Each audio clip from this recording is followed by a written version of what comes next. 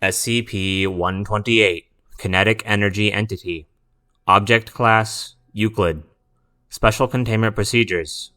SCP-128 is to be held in a windowless containment chamber with blast-proof doors and walls and a ventilation system that maintains Class 100 cleanroom conditions inside.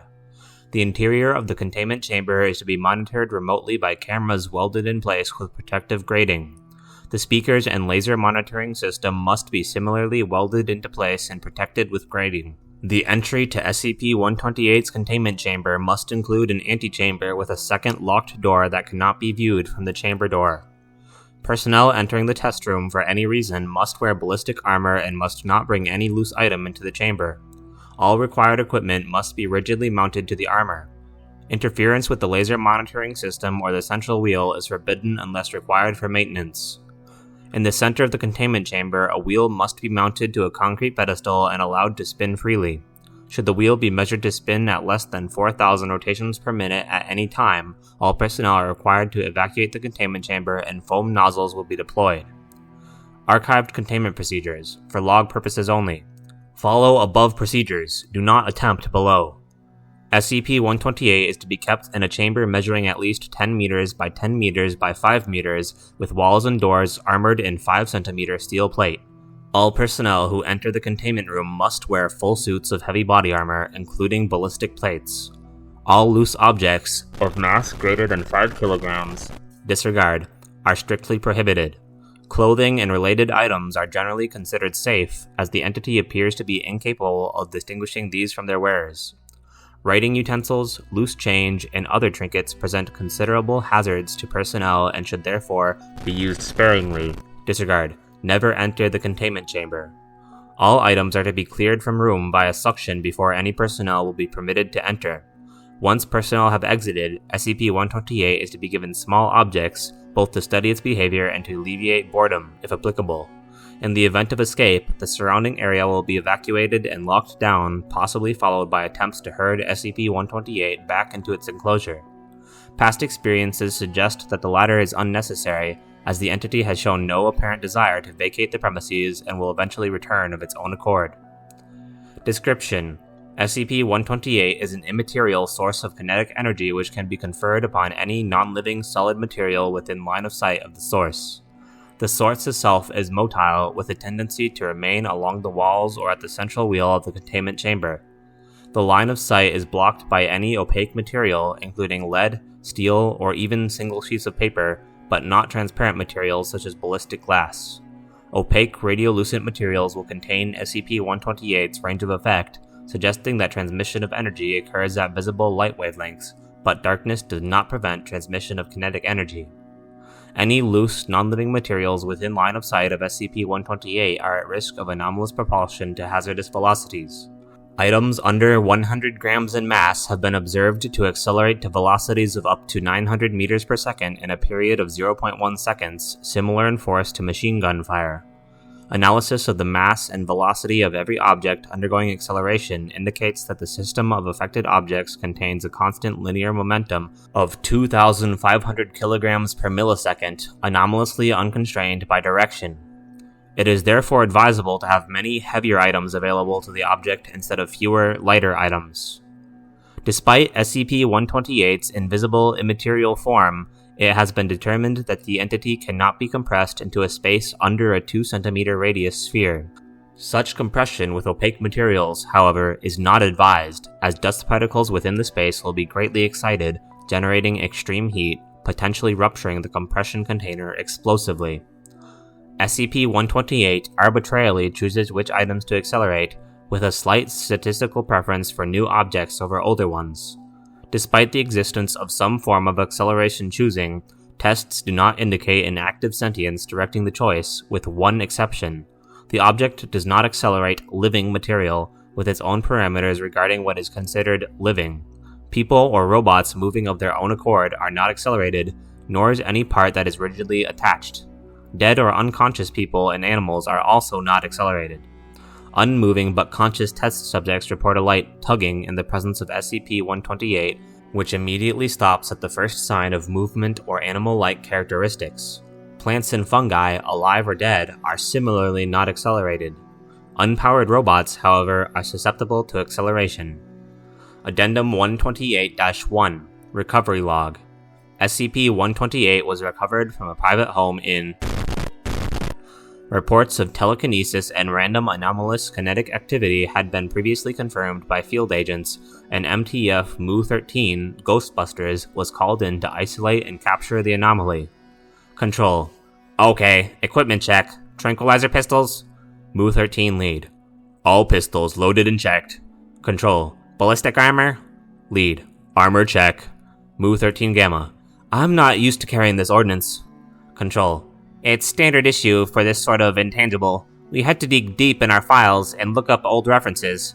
SOP on this dates back to 1968. The phenomenon was called a poltergeist back then. Delta. Poltergeist? That is old. Type 1 or 2? Control. It could be a Type 1, a telekinetic vector associated with a deceased person, but field agents said that there is considerable domestic strife in the home. It's most likely undifferentiated kinetic energy from a latent Bixby under extreme stress. It's Type 2. Lead. That's why containment involves the pistols. Trank all inhabitants, and it should shut down the anomaly long enough for us to figure out whose astral it is. The standard EMP tolls are for containment of an autonomous intangible, should it be Type 1. Careful in there, take no chances. Beta, get the parabolic microphone on the house. We need to identify inhabitants. Beta. Mic online now. POI 1. How many times do I have to tell you, Brittany? Clean your fucking room already. You're such a shit-ass slob. POI 2. I did. It was spotless before I went to school. It was... Oh my god, Tyler, it was you, wasn't it, you little douche? POI 3. Nuh-uh. Why would I want to step into your nasty-ass pigsty? Gamma. Considerable domestic strife, you say? Lead. Yeah, just get in there and put them all to sleep. They could use the nap. And be careful with loose objects. Confirming 3 targets. Move out. Sounds of leaving the containment vehicle, approaching the house, and bashing in the door. Sound of tranquilizer pistol being fired. Delta. The sun's down. Lead. He looks young. Beta, check his vitals, make sure the drugs aren't too much of a shock to his system. The darts are calibrated to someone at least 40 kilos. Gamma, Delta, find the father and daughter now. Footsteps throughout the house. Sound of tranquilizer pistol. Gamma. Father's down. Reached for a shotgun. Glad we got to him first. Lead. Good work, Gamma. Delta, find the daughter. Delta.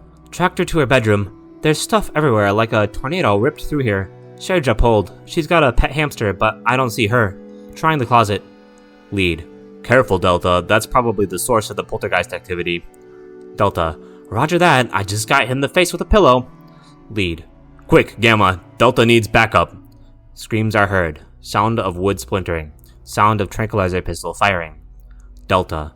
Daughter is down. Repeat. Daughter is down. Chair just got thrown against the wall. Bookshelf falling over. Activity increasing.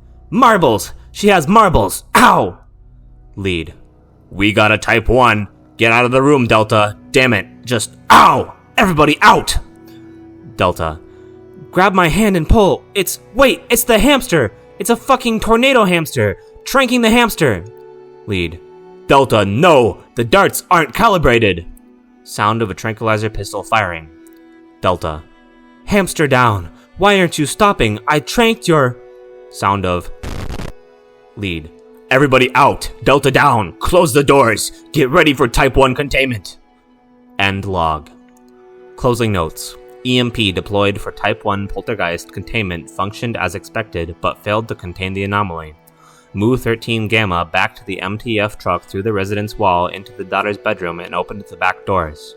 When the anomaly was observed to be inside the truck, the doors were shut and backup was called to tow the truck with accelerated debris in the armored trailer. Cover story of tornado striking the house was released. Addendum 128-2 Principal Researcher's Notes. Principal Researcher, Dr. Cordelia Argent. Subject, SCP-128. Despite what the recovery log would say, this is not a poltergeist. Poltergeists are an obsolete term anyway. This is not a spirit or a consciousness as we might think of the term. It can't pass through the walls or the like. This is a source of kinetic energy. I've updated the description to show this. It's hard to say what precisely it is, but it appears to be best thought of as a hole through which a constant momentum enters this universe. How this is accomplished is still the subject of further tests. In addition, the hamster did not have direct control over the phenomenon. If the hamster had conscious control, then the phenomenon would have ceased with its termination. Instead, if we continue the analogy of this being a hole, then the hamster was a valve covering the hole, which could be opened or closed to allow in more or less momentum. This valve appears to have been stuck open. So all the talk about us having a ghost of the telekinetic hamster in containment should stop. It's inaccurate. Scratch notes only. Please delete. Dr. C. Argent. C. Argent. Hi Rod, are you there? Rod Argent. Hi Cordy, yeah, I am. Congrats on your promotion. How are things? C. Argent. Okay, but I've been put in charge of 128, and its containment is stressing me out. Rod Argent. What's that? Can you send me the file? C. Argent. Yeah, hold on.